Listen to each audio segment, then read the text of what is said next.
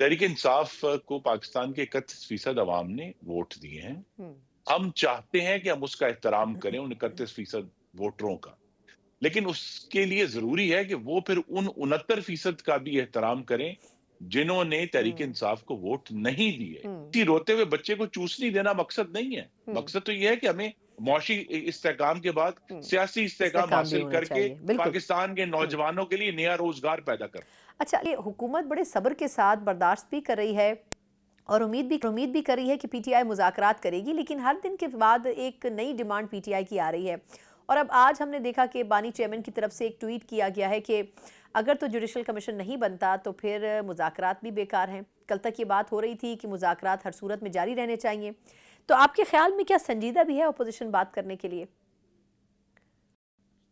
जी, हुकूमत का मकसद तो किसी अनोखे लाडले को मनाना नहीं है। हमारा मकसद तो ये है कि बहुत मुश्किल से पिछले 9 माह में वज़ीर आज़म शहबाज शरीफ ने बड़ी मेहनत से एक मुआशी इस्तेहकाम हासिल किया है, जिसमें अब वो हमें सरासीमगी और नफसा-नफसी नज़र नहीं आती कि डॉलर की कीमत कल क्या होगी और मुख्तलिफ चीज़ों की कीमत कल क्या होगी और क्या करंट अकाउंट डेफिसिट कंट्रोल होगा। वो अल्हम्दुलिल्लाह उन सब चीज़ों में एक ठहराव आ गया है। और दूसरी जो हमें सपोर्ट मिली है बैनुल अक़वामी तौर पे, वो ये है कि जो तेल की कीमत है वो भी स्टेबल है रिलेटिवली, जिसकी वजह से पाकिस्तान को इस काबिल हुए हैं कि हमने अब जो शरह सूद है स्टेट बैंक की, वो 22% से घटकर अब 13% रही। 9% में बहुत बड़ी कमी हुई है।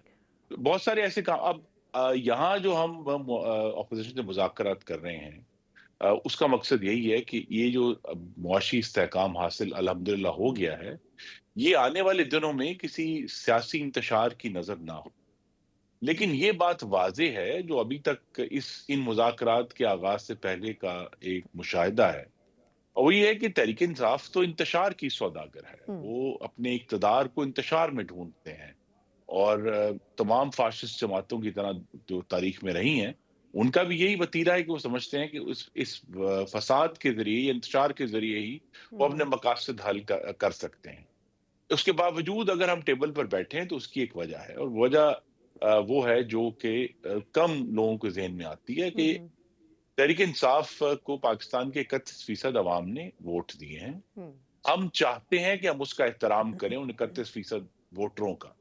लेकिन उसके लिए जरूरी है कि वो फिर उन 69% का भी एहतराम करें जिन्होंने तहरीक इंसाफ को वोट नहीं दिए, जिन्होंने बिल्कुल। उनके खिलाफ वोट डाला है। लेकिन ये जो बाहमी एहतराम है, ये इसकी तवक्को तहरीक इंसाफ से कम ही है।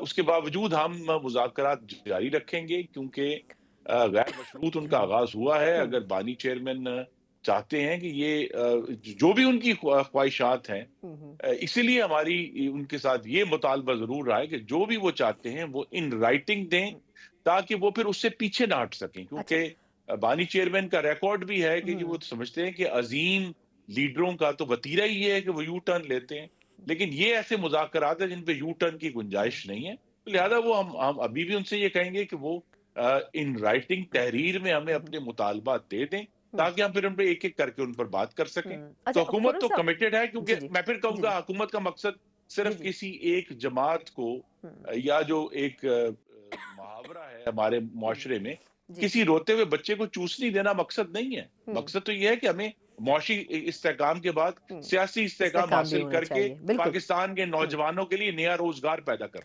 अच्छा, लेकिन अब थोड़ा-सा कुछ इकोनॉमी के हवाले से आपकी राय चाहूँगी।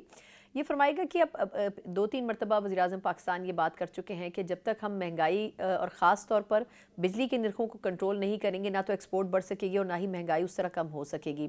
लेकिन अब लग ये रहा है कि आईएमएफ से जब बात की गई है तो उन्होंने उस ऑप्शन को रिजेक्ट कर दिया है जो पाकिस्तान की तरफ से कहा गया था कि कुछ परसेंटेज है जो कि वो करना चाह रहे हैं बिजली के नरखों में कमी। आपको क्या लगता है सर कि इसका कोई अल्टरनेट ऑप्शन क्या हो सकता है? आपका अपना एक्सपीरियंस क्या कहता है? क्या गवर्नमेंट के पास कोई और इसके हवाले से ऑप्शन मौजूद है जिसके तहत हम उसको फैसिलिटेट भी कर सकें टेक्सटाइल सेक्टर को या बाकी इंडस्ट्री को? देखिए, आईएमएफ कोई जो है वो हेडमास्टर नहीं है पाकिस्तान के ऊपर। उनका मुतालबा सिर्फ ये है कि आप जब भी किसी भी ऐसी कोई रियायत देना चाहते हैं आवाम को, उसकी जो फंडिंग है उसका इंतजाम करें, कर्जे मत बढ़ाएं। हम्म। हम्म। तो लिहाजा अगर हुकूमत और शहबाज शरीफ साहब आने वाले दिनों में किसी भी तरीके से, चाहे वो प्राइवेटाइजेशन के जरिए कुछ हासिल कर सकें महसूलात, یا وہ اپنے اخراجات میں جو اس کا بھی اعلان کیا گیا اس ہفتے وزیر خزانہ کی طرف سے ہوں، اس کے ذریعے فنڈنگ لے سکیں، یا پھر وہ پاکستان کی ٹیکسیشن جو ہے اس میں بڑھا سکیں۔ تو اگر حکومت یہ ڈیمونسٹریٹ کر دے کہ یہ جو بجلی کی قیمت میں کمی ہے وہ ہوں، فنڈڈ ہے پاکستان کے بجٹ میں سے ہی، تو آئی ایم ایف کو کوئی اعتراض نہیں ہوگا۔ آئی ایم ایف کو صرف یہی اعتراض ہوتا ہے کہ آئی ایم ایف کا واحد مقصد یہ ہے کہ پاکستان کے جو قرضہ واپس کرنے کی جو صلاحیت ہے اس ہوں، میں کوئی کمی نہ ہو۔ تو لہذا اگر حکومت، اور یہی اگلا چیلنج ہے جس کا میں نے پہلے بھی ذکر کیا ہوں، آپ سے جی گفتگو جی، میں، کہ ہوں، اب جو معاشی استحکام حاصل ہو گیا ہے ہوں، اس کا نیکسٹ سٹیپ یہ ہے کہ اس کو اکنامک گروتھ میں چینج کرنا ہے، اور وہ جو ہوں، اکنامک گروتھ میں چینج تبھی ہوگا کہ حکومت نے جو بہت سا دیر سے اصلاحات میں تاخیر ہوئی ہے، ہوں، اور یہ تاخیر جو ہے یہ آج کی نہیں، یہ 2017 سے چل رہی ہے، جب سے میاں نواز شریف کو ڈسکوالیفائی کیا گیا تھا۔ وہ جو اصلاحات کرنی ہے، ڈی ریگولیٹ کرنا ہے، لبرلائز کرنا ہے، پرائیویٹائز کرنا ہے، اس کے ذریعے کرتے ہیں اور پاکستان میں گروتھ آتی ہے تو بجلی کی قیمت میں بالکل کمی ہو سکتی ہے، اور آئی ایم ایف بھی ایگری کرے گا اس کے اوپر۔ درست